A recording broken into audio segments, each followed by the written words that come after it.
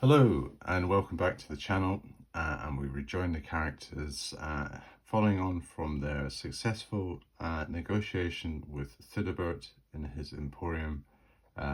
They successfully sold the potion of longevity for the princely sum of 1,000 gold pieces, which they can add to their coffers. They spend a short time dawdling around some of the vendors in the artisans area. I suppose things to kind of look at in that kind of zone. We kind of meandered round the village that much. In that particular, there's a civic hall, which is the centre for the law court, public administration and village council. That's 9. 8 is the guard barracks, and then we have the keep itself, and then Jasper's residence, which is being used as a training facility for some of the more black ops type operations that Lord Seward has sponsored in his fight against the evil which threatens the Northern Marches.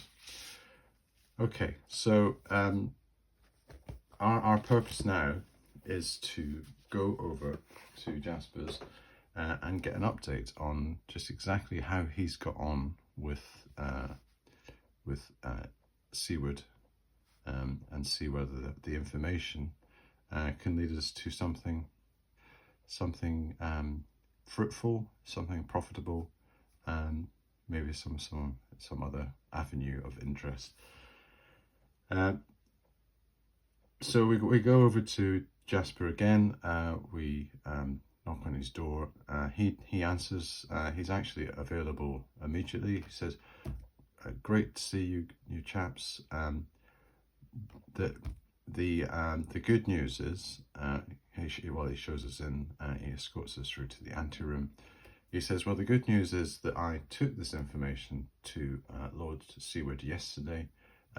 He was very interested in both items of information, and in fact he is so interested he would like to meet you personally later on this afternoon.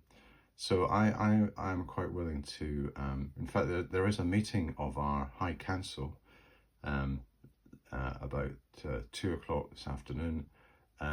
So I propose that what we do is we see if we can catch Lord Seward just before the council begins, and you will have an opportunity to see him and for him to appraise what this information means to him.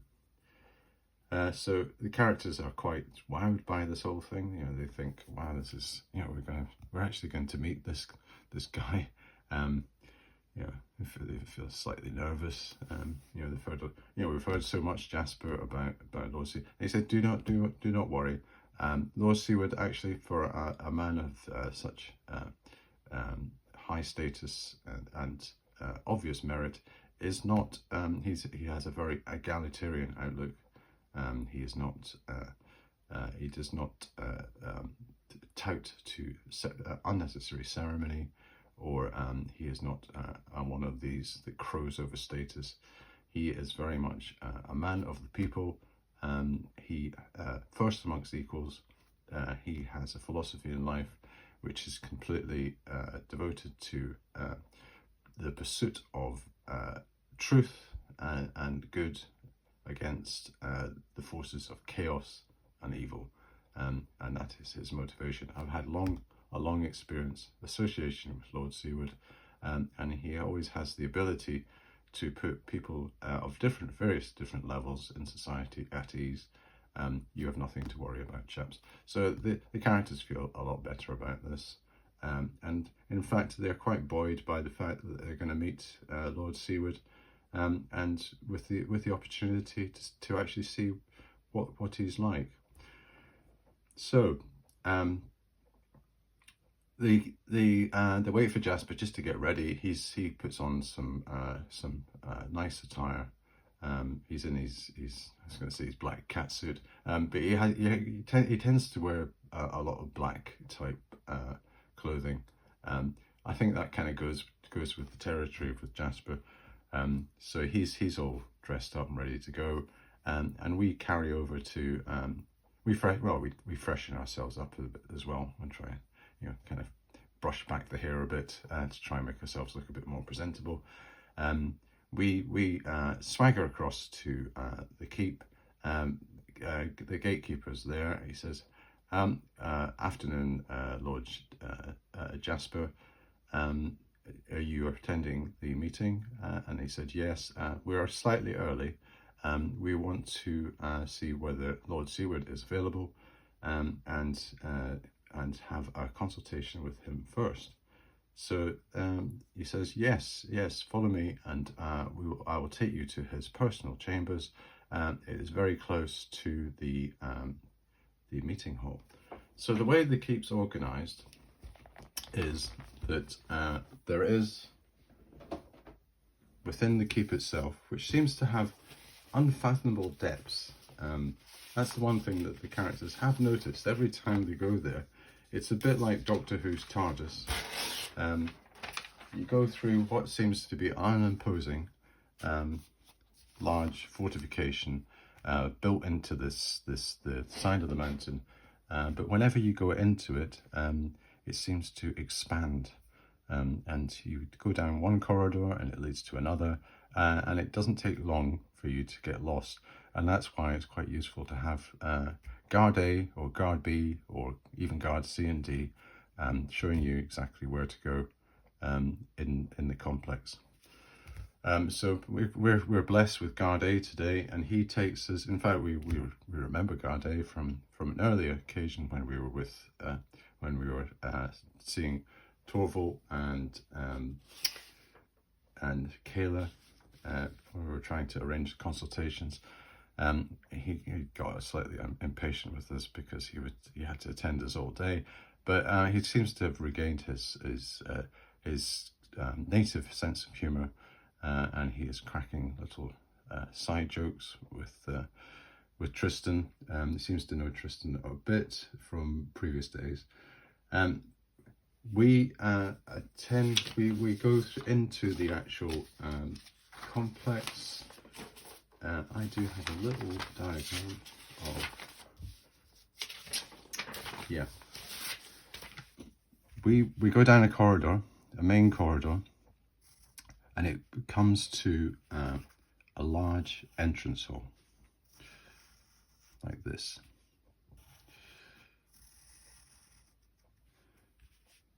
And there is a large door here, and there's a large door here.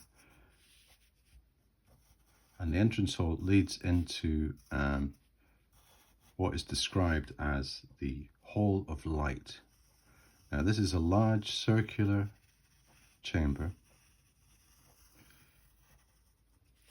with seats arranged. This is where the High Council meets, the High Council of Marchton, chaired by Lord Seward. There's a central dais here. Now, the way the Hall of Light works is that it's a circular room open to the sky. So there's a shaft that goes all the way up to comes out of the mountain, and because Lord Seward has Lord Master Rubicus. Lord Rubicus, in his part, when he does have any kind of spare time, he's a bit of an inventor, and he's invented this, which would be very close to, I suppose, what we would classify as perspex. So there, to insulate it from the outside elements, he's created almost like a perspex circular sheet that sits in the shaft and prevents any heat loss, and it protects the chamber from any of the elements too. And it must have some magical property too, because it's resistant to any accumulated dirt or residue. It never seems to get dirty or discoloured, and you get this perfect light coming down into the chamber, and this all this does is it makes it far more impressive, the council, for the members, and the characters can see the light shine down from this. It's a beautiful day outside. It's one of these March days that's got very bright sunshine. It's quite cold, but the sunshine is very, very direct. So it's being shown off almost to its full potential. Now, Jasper is met by what would be classified as the Lord Chamberlain of the castle. Now, the Chamberlain is the deputy for Lord Seward, and the Chamberlain he administers the affairs of Lord Seward, and I'm assuming that he is either a he or a she. We'll have to do a quick check. It could be if we use the we're going to have red as the tens, and blue as the units. We do have a male, and I've decided that in that case the Chamberlain is going to be called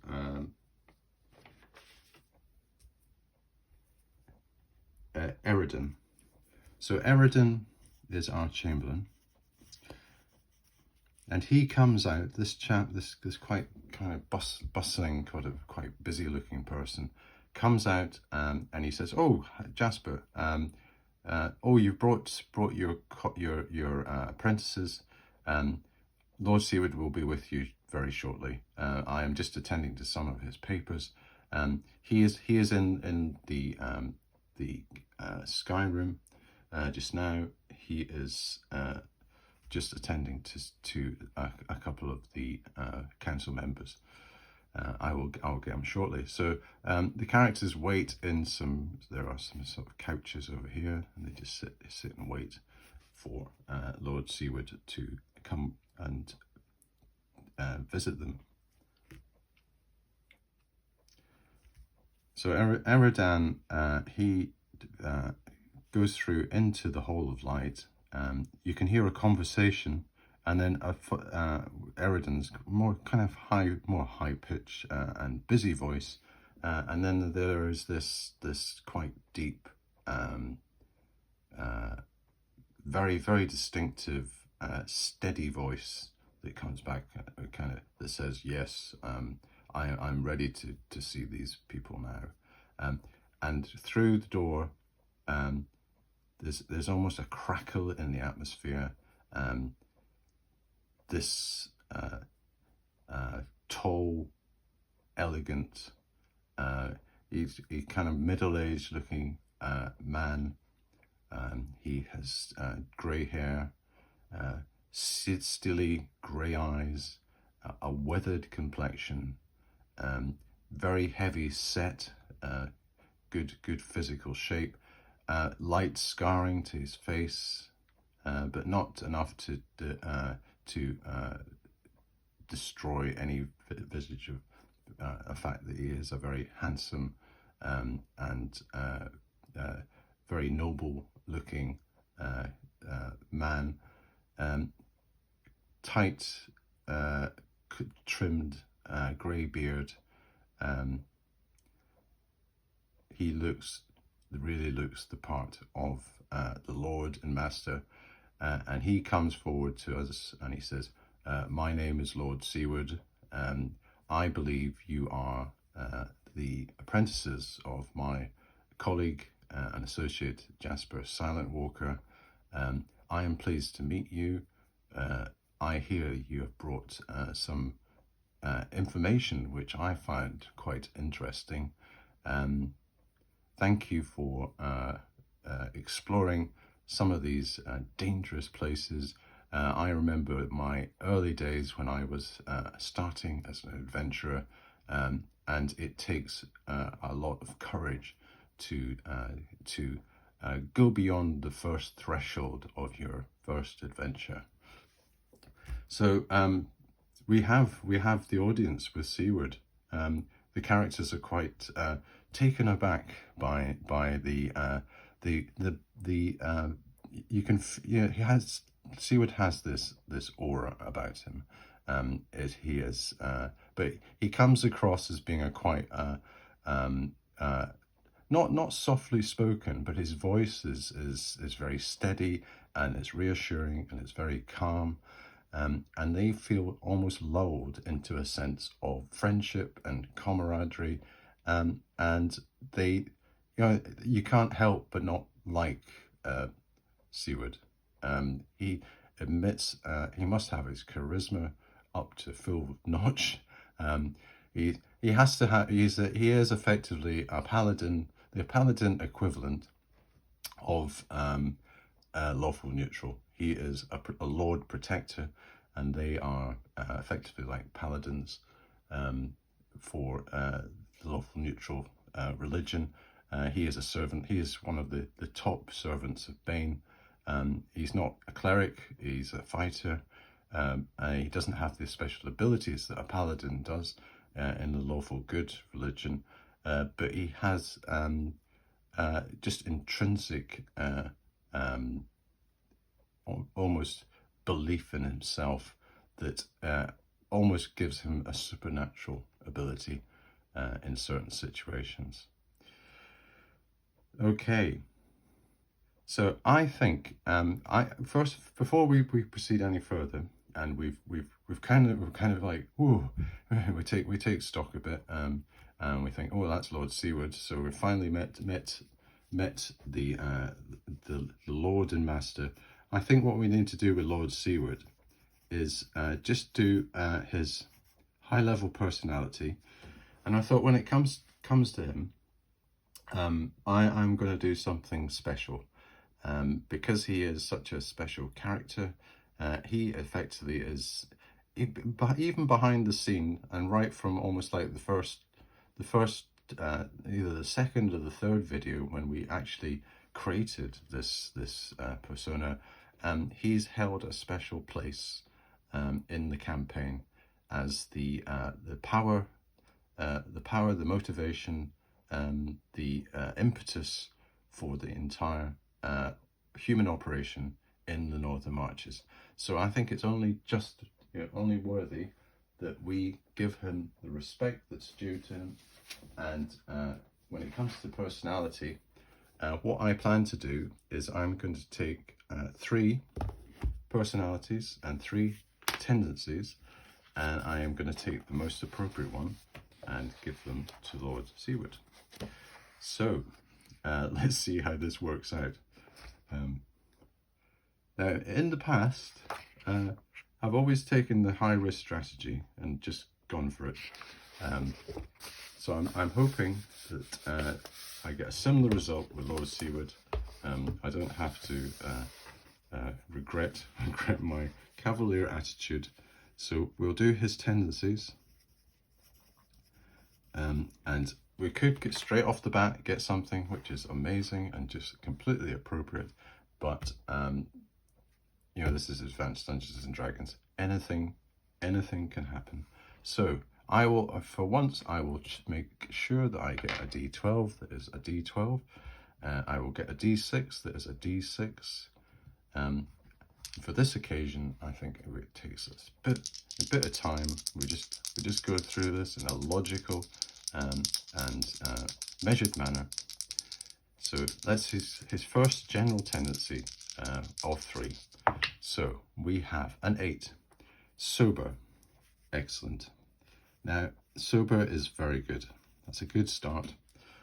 We could, if we only had that as a general tendency, we could say sober is one that you could say. The Dagobert's sober, Lindris is sober. It's a sign of maybe a leadership. It's just calm under pressure. No fuss. Get on with it. So that's a good start. Next one. We have, that would be 20, because that's 12 plus 8 is 20. Practical joker, prankster. I don't think so. That is certainly, I would not think that that is a trait, a tendency that would be appropriate to a level 10 fighter who is the Lord Protector, the Lord Protector of Bane. Unless he maybe has a very slight tendency to do a bit of a joke. Maybe he's a bit sarcastic, and he has the you know, he can maybe he's quite humorous when he's cornered and he's in a position where he has to, you know, he's in a tight spot, and he's maybe got that kind of British attitude that is, you know, makes the joke out of a bad situation. You know, that'd be the only way I would bring that in, but that doesn't look like it's a very good one. And then the last one we do, we have 21. So is that, no, that's 23. Malevolent, definitely not. He is not a malevolent character. So I would say out of those three, we'd go for sober. So sober is his, that's his USP, isn't it? Is that what you call it? When you have a kind of a modern thing where you that's your distinctive market differentiation, sober. So that is his tendencies, and let's have a look at his personality. And now you would think that he is extroverted. So let's see whether the dice give us the column that we would expect. I will do 3, and I will take the one that's most appropriate. So we get a 5, so that's an average. We get 1 average. We get a 10. Oh no, I don't believe it. I've done it again. I've used my 10-sided dice. And I was going to take my time on that, so ignore that. Sorry. So let's just start again. I've got to do this properly. This is Lord Seward, Brian. Goodness sake. First one, we get a 4, which is average. So that's fine. It confirms the one that we did before. We get an 8, which is introverted. And we get another 8, introverted. Right, well, I don't think introverted does not sound right, unless, let's see what introverted does generate if we do the roll. So we get a 2, taciturn, and the next one, 5, hostile. No, I don't like those at all. So average, let's have a look. We get 4, aloof. So I don't think that's let's do the best of 3 on that one. We really are clutching at straws on this one. So 6, well spoken, yeah. Sober and well spoken, that would be a good combination. And that was a 4. So that's aloof again. So let's re-roll. We get 2, arrogant, no. Okay, I am going to go for well-spoken. So a bit like Thidibert, he's very articulate. He's got a deep, rich voice. I think from one of the first videos that I did, and I said he's probably a bit like a Sean Connery. That's what he looks like. I do a Sean Connery accent. I said I would not do it, but it could sound a bit like that. But that's the last time I'm going to do a Sean Connery of Lord Seward. He maybe has that kind of voice. So think of Sean Connery in, I don't know, well, it's about anything, because Sean Connery hasn't got a very good, he can't do accents, for example. So he sounds the same in Highlander as he sounds in, well, he tried to sound a bit different in Untouchables. He tried to sound Irish, and he just didn't sound Irish at all. You know, it was kind of rubbish, his accent. But it was just Sean Connery. So maybe more the Bond, you know, like the Bond, James, you know, or Seward, Lord Seward, you know, that kind of thing. That's how he talks. Okay, so we've done the nitty gritty on Lord Seward. He has manifested himself. He has created. He is out of thin air, and I think on his statistics, I did say. Let's have a look at the player's handbook. So he's a level 10. He was a level 10 fighter. We know that. Level 10 fighter. We've already done all his. Remember, we did all of his. Cast your mind back. I can give a quick synopsis of what Lord Seward was, because we did a little write-up on him. Ooh, so long ago in the history of the campaign. But it's merely days in this, but months in our campaign.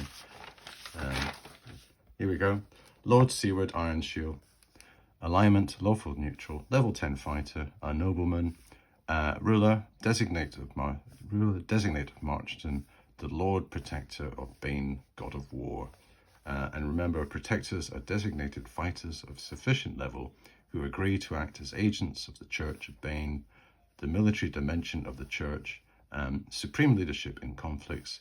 They're comparable to lawful neutral paladins without the clerical powers, but are given advantages by the Church in return for service.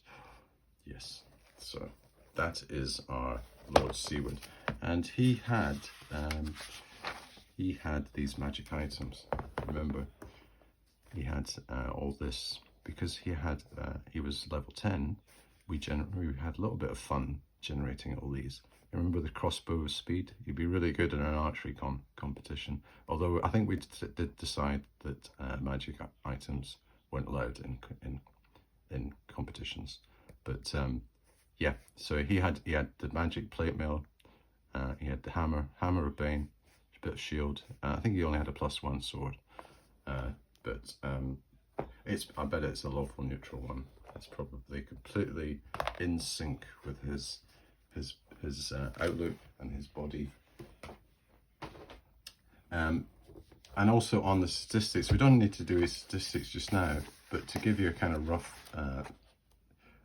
feel for the kind of ballpark of what he's going to be. He's going to basically be like one of these guys, a paladin, and he will have. I think to become a paladin, a character must have human, have a strength of not less than 12, a minimum intelligence of 9, a wisdom of 13 or more, a minimum constitution of 9, and not less than 17 charisma. So he's got at least 17 charisma, if not 18. And probably he's got bonuses, so his strength of wisdom will undoubtedly be in excess of 50. So he really is. Physically and mentally, he is what you would call an alpha plus. According to Aldous Huxley, Brave New World, he is one of the top 1% in this world. So we've met Lord Seward. He has a view about what he thinks about the information, and he says, right, okay, so you presented us with some information about the dwarves. Now, what we know about the dwarves is that we know that there is a kingdom of dwarves in the Black Mountains, and they are. You just confirmed that they are in the Black Mountains. We believe they are in this hex here. To the north of Marchton. They occupy a citadel which is called in their tongue Dul Tarun. So it's Dul Tarun. And their king is King Fostrik Hammerbreaker.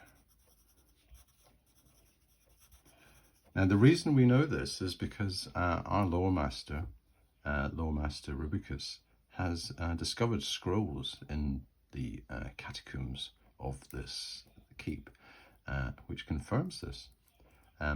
Now you bring another name to us, Thusnul, son of Thringit.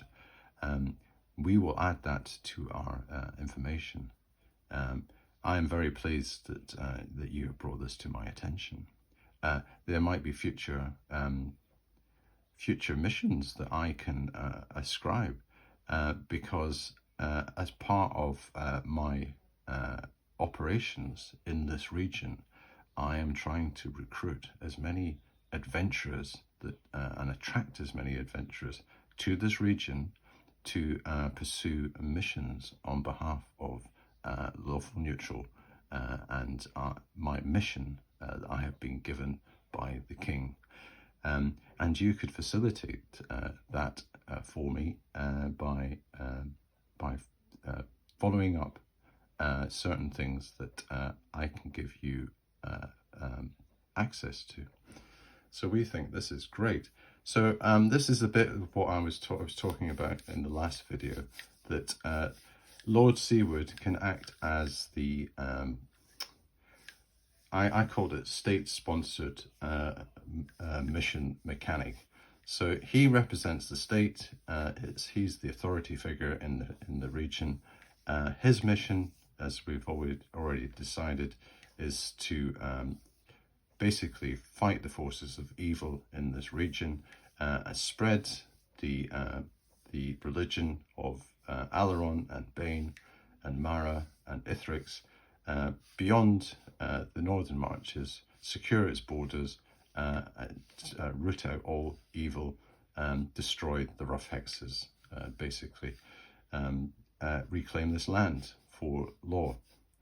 But in order to do that, he needs not only his troops and his mercenaries and his associates, but also third parties, i.e. the adventurers, who take up residence in the Green Dragon. He will be quite keen to recruit them on specific missions.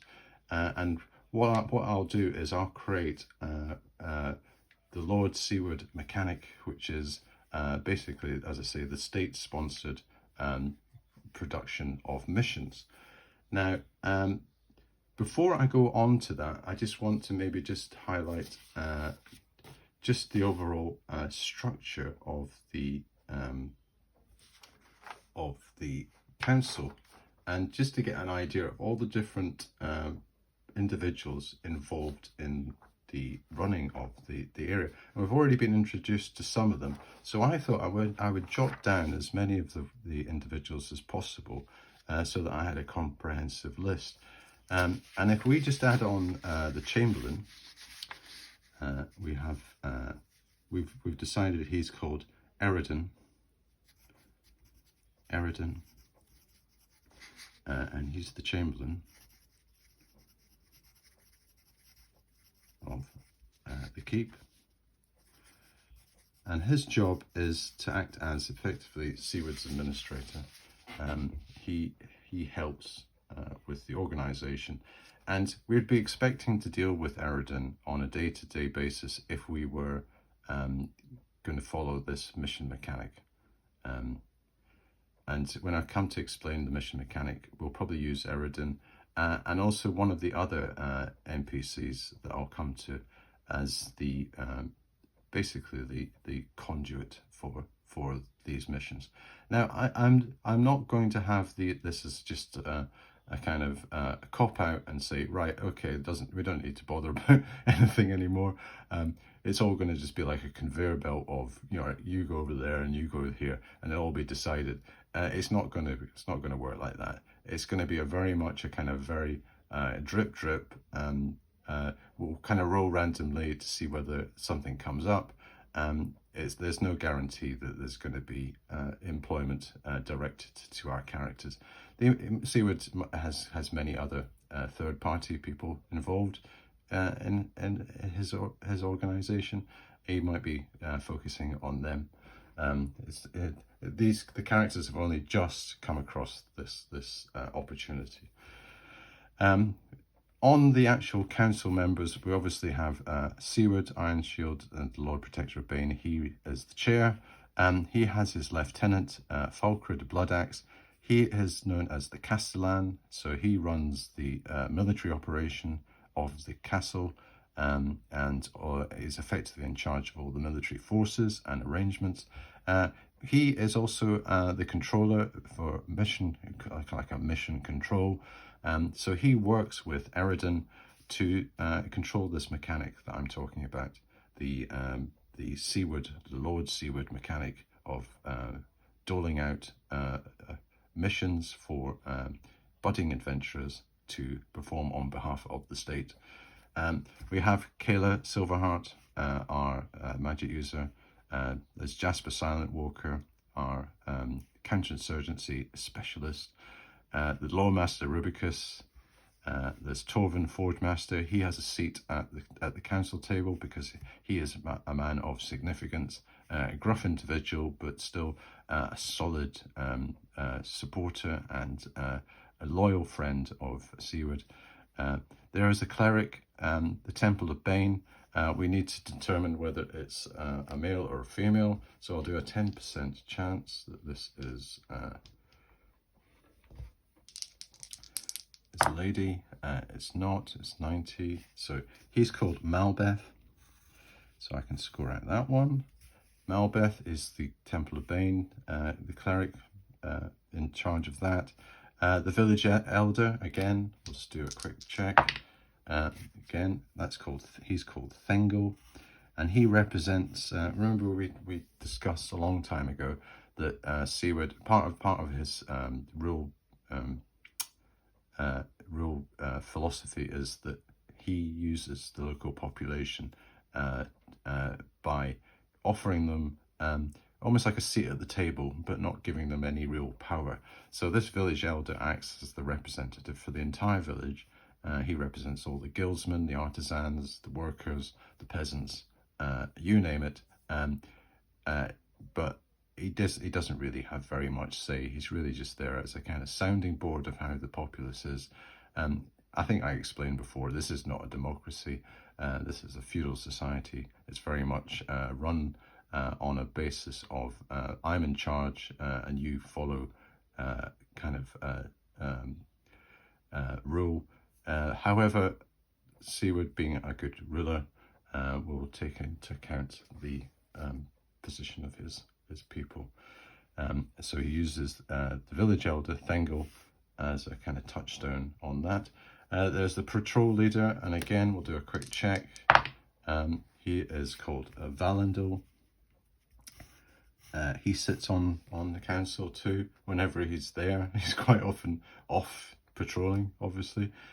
He goes up and down the military road. And then there's Eridan, the Chamberlain of the Keep. So that is the core of our NPCs in the keep. If there's any more that appear, that come out the woodwork, forgot good old Perifold. He acts as secretary, of course. How are we going to forget Perifold? Not only is he running around after Kayla, but he acts as the secretary of the council. No wonder he doesn't have enough time to do his level 1 magic user stuff. He's doing a lot of administration, but in a kind of good-natured way, because he's very polite. He just gets on with it. Okay, right. I think that more or less covers a lot of the things I wanted to cover in this particular episode. Yeah, I think the only other thing, maybe just on the kobolds, and Lord Seward, after giving the feedback on the dwarves, because our mechanic didn't generate any monetary reward on that, and there's not going to be any return on that. But on the kobolds, we will be able to have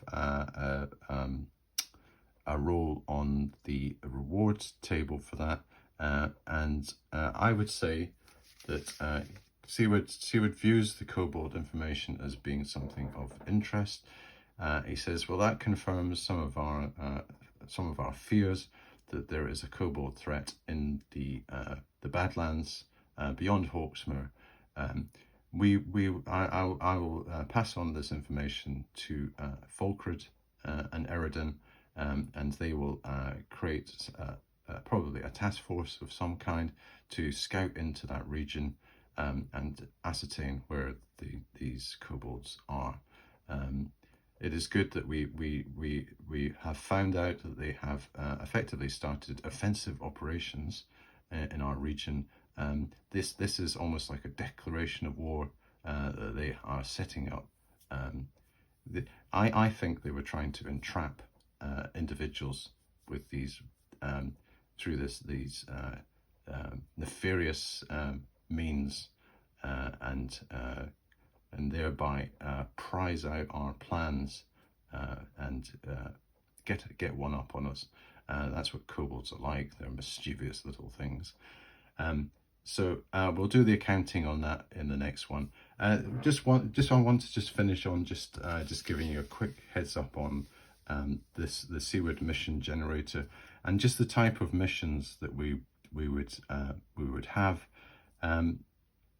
The mechanism is that I'll have this generator coming from Eridan and Falkred. The type of missions that we would have would also be level specific, and this is where there is a kind of tiering. I've got 5 major categories. The first one being category 1 would be explore areas and map and acquire information. So that's our first level, first tier, and that's open to level 1 to 3 characters. And then the second one would be lower level places of mystery that have been discovered, explore and penetrate.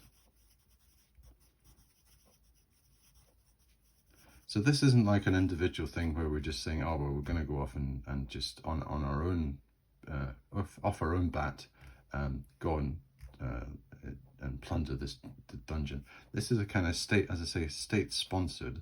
This is under the direction of the keep. So think of the keep all the time when it comes to these type of missions. There might be certain advantages. The fact that it is state sponsored. There might be access to equipment or some advantages, but also there is a constraint, the fact that it's not on a private basis, and we won't have the flexibility maybe on it. And then the third tier, I've got contact other settlements,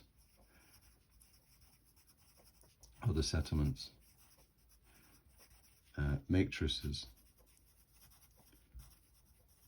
and alliances. That's far more political, and I would say that that's probably going to be at level 3+.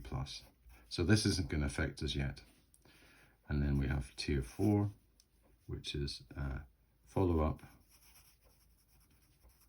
Rubicus's discoveries, because remember, Rubicus is being tasked to go through all the manuscripts in the catacombs and pour through all the documents that we are collecting across the region and making sense of them in a kind of he's almost like a big database that he's bringing together. Retrieve artifacts, and then we would go on quests to do that. And again, that's probably going to be level 3+ to do that, because these are going to be big ticket items. And then we have our fifth tier, which is special operations, special ops, counterinsurgency,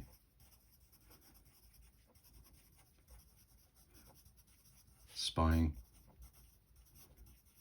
and maybe rescue missions. And again, that's probably going to be open to level 3+, so not at this stage for our characters. But you can see that that's the type of thing, the type of missions that might be coming out. So in the short term, we're going to be exposed to these things. And as I say, it's not going to be an avalanche of things. It's going to be a kind of drip, I've still got to completely define how I'm going to do that and just what the random mechanic is. But I just felt that this was maybe just the missing bit of my overall jigsaw was slotting this piece in. Now I've got a complete comprehensive system in Marchton. It's a living, breathing, starting settlement. I've got the authority side, I've got the private side. It's a kind of private-public cooperation going on here, which should cover all our bases and provide enough input for us characters to pick and choose the type of things that we want to do and not be constrained by the overall environment. I want this solo campaign to thrive. I want to get some enjoyment out of it. So the more I can bring in to the mix, I think that will help it. And I feel that this type of state-sponsored mission, along with the private side, with coming through the Green Dragon, will get the perfect mix in this environment. Okay, that's me done the hard sell for the overall scheme of things. Let's leave that. I think I've gone through the theoretical side of it a bit too much in detail. It was nice. I think it was nice to meet Seawwood. He was an impressive character. We've kind of broke the ice with him. What I'll do is I'll maybe just do a kind of an overall confirmatory reaction when we have some time. But I think it's, you get the feeling that Seawwood is the type of guy that he just knows immediately whether he likes you or not. And I think the characters probably passed the test. They are friends of Jasper. Jasper is a very loyal friend of Seawwood. It's kind of like who you know in this world. I think we're probably on the right side of Seawwood in this instance. Okay, well that was fun. Enjoyed that. I'll speak to you next time.